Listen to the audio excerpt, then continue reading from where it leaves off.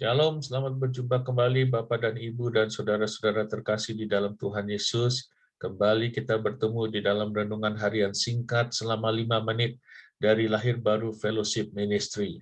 Tema kita pada hari ini adalah Deeper in Love with Jesus, atau semakin dalam mengasihi Tuhan Yesus. Firman Tuhan diambil dari Yohanes 15 ayat 9 sampai 15. Demikian firman Tuhan. Seperti Bapa telah mengasihi aku, demikianlah juga aku telah mengasihi kamu. Tinggallah di dalam kasihku itu. Jikalau kamu menuruti perintahku, kamu akan tinggal di dalam kasihku, seperti aku menuruti perintah Bapakku dan tinggal di dalam kasihnya. Semuanya itu kukatakan kepadamu, supaya sukacitaku ada di dalam kamu dan sukacitamu menjadi penuh.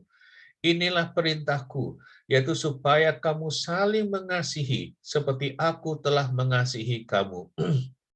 Tidak ada kasih yang lebih besar daripada kasih seorang yang memberikan nyawanya untuk sahabat-sahabatnya. Kamu adalah sahabatku, jikalau kamu berbuat apa yang kuperintahkan kepadamu. Aku tidak menyebut kamu lagi hamba, sebab hamba tidak tahu apa yang diperbuat oleh tuannya.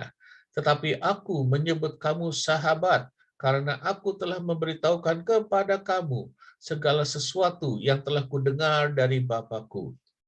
Mari kita praktekkan kebenaran dari firman ini. Tinggallah di dalam kasih sejati Tuhan Yesus.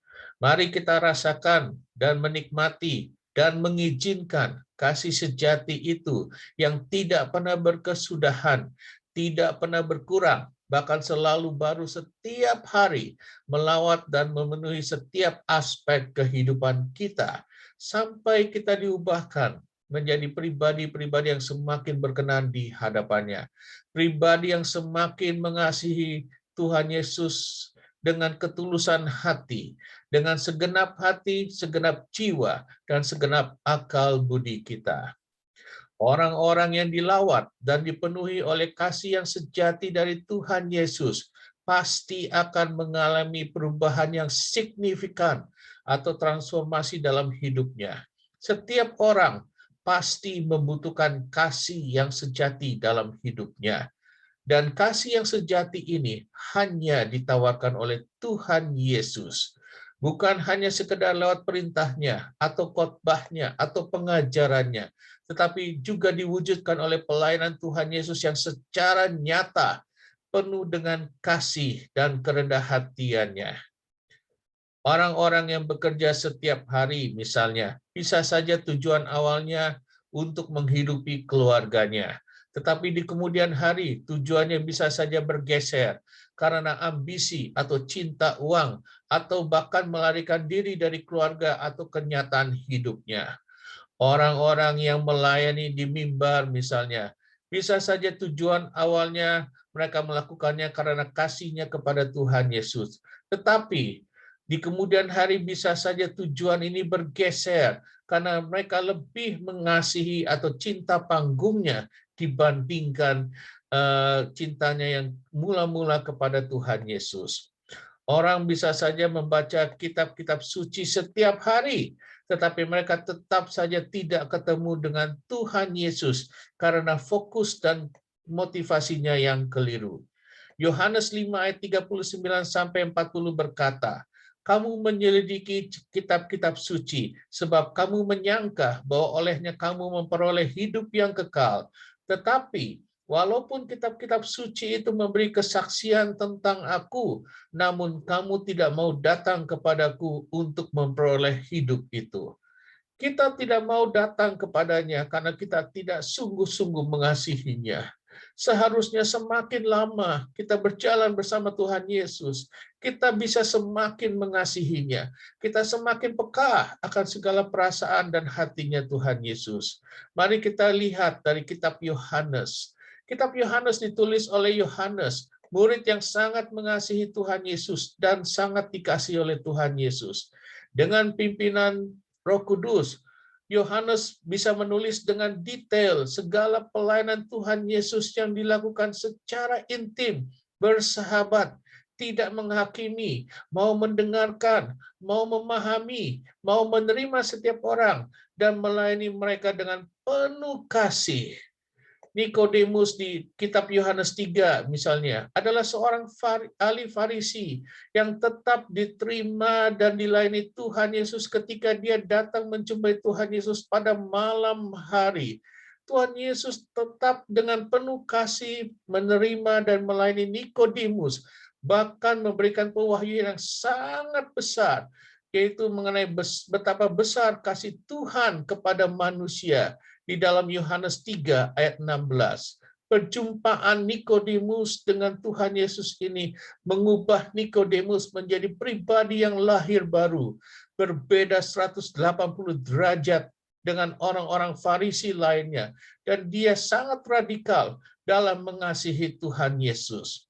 Perempuan Samaria di dalam kitab Yohanes 4 diterima Tuhan Yesus dengan penuh kasih tanpa menghakimi dia, sehingga dia bisa mengerti bahwa Yesus itu adalah Mesias yang sejati, dan akhirnya dia juga bisa menjadi misionari yang pertama buat seluruh kotanya. Perempuan Samaria ini bahkan mendapatkan pewahyuan yang sebenarnya tentang true worshipper atau penyembah-penyembah sejati, karena dia sudah terlebih dahulu dijamah dan dilaut oleh kasih yang sejati dari Tuhan Yesus. Lazarus dibangkitkan dari kuburnya. Maria, adiknya, adalah seorang mantan pelacur. Dan Marta, semuanya dilayani dengan penuh kasih oleh Tuhan Yesus, sehingga bahkan mereka mendapatkan pewahyuan yang sesungguhnya mengenai arti kebangkitan dan hidup. Dan hidup mereka selanjutnya tidak pernah sama lagi. Bahkan Maria bisa memberikan suatu persembahan yang sangat terbaik, yaitu ketika dia merendahkan dirinya serendah-rendahnya, menghambakan dirinya, menyeka kaki Tuhan Yesus dengan rambutnya, dengan parfum yang sangat mahal. Maria adalah wanita pertama yang juga datang ke kubur Tuhan Yesus, dan orang pertama yang ditemui Tuhan Yesus setelah dia bangkit dari kematian. Setiap orang yang mengalami dan dijamah oleh kasih sejati tersebut, hidupnya pasti akan berubah. Dan bukan itu saja, mereka mau berjalan lebih dalam lagi dalam kasih Tuhan Yesus. Mereka semakin mengasihi Tuhan Yesus. Setiap pelayanan yang dilakukan oleh orang-orang yang dipenuhi oleh kasih Yesus yang sesungguhnya akan berbeda dan membawa dampak yang sangat besar dan signifikan. Bukan berarti mereka adalah orang-orang yang sempurna atau yang tidak pernah jatuh bangun, tetapi karena kasih Tuhan Yesus yang tinggal di dalam hati mereka, dan dengan dipenuhi dengan ucapan syukur dan sukacita, mereka akan terus bergerak untuk membagikan kasih sejati itu kepada sesamanya. Saya akan tutup dengan Filipi 2 ayat 1-9. Jadi, karena di dalam Kristus ada nasihat, ada penghiburan kasih, ada persekutuan roh, ada kasih mesra dan belas kasihan. Karena itu sempurnakanlah sukacitaku ini dengan ini. Hendaklah kamu sehati sepikir dalam satu kasih, satu jiwa, satu tujuan, dengan tidak mencari kepentingannya sendiri atau puji-pujian yang sia-sia. Sebaliknya, hendaklah dengan rendah hati yang seorang menganggap yang lain lebih utama daripada dirinya sendiri. Dan janganlah tiap-tiap orang hanya memperhatikan kepentingannya sendiri, tetapi kepentingan orang lain juga. Hendaklah kamu di dalam hidupmu bersama menaruh pikiran dan perasaan yang terdapat juga di dalam Kristus Yesus, yang walaupun dalam rupa Allah tidak menganggap kesetaraan dengan Allah itu sebagai milik yang harus dipertahankan, melainkan telah mengosongkan dirinya sendiri dan mengambil rupa seorang hamba dan menjadi sama dengan manusia. Dan dalam keadaan sebagai manusia, ia telah merendahkan dirinya dan taat sampai mati, bahkan sampai mati di kayu salib. Itulah sebabnya Allah sangat meninggikan dia dan mengaruniakan kepadanya nama di atas segala nama. Kiranya kebenaran-kebenaran yang disampaikan oleh firman Tuhan ini dapat menjamah, melawat, dan mengubahkan kita menjadi pribadi-pribadi yang semakin mengasihi Tuhan Yesus dengan lebih dalam lagi, dengan segala ketulusan hati kita, dan kita mau membagikan kasih yang sejati itu kepada sesama kita. Kita bisa membagikan kasih yang sejati itu karena kita telah terlebih dahulu tinggal di dalam kasih tersebut. Kita bisa mengasihi sesama kita karena Allah atau Tuhan Yesus telah terlebih dahulu mengasihi kita dengan sungguh-sungguh. Amin. Tuhan Yesus selalu mengasihi, menyertai, dan memberkati Anda berlimpah-limpah, serta tidak pernah sedetik pun meninggalkan Anda. Selamat beraktivitas.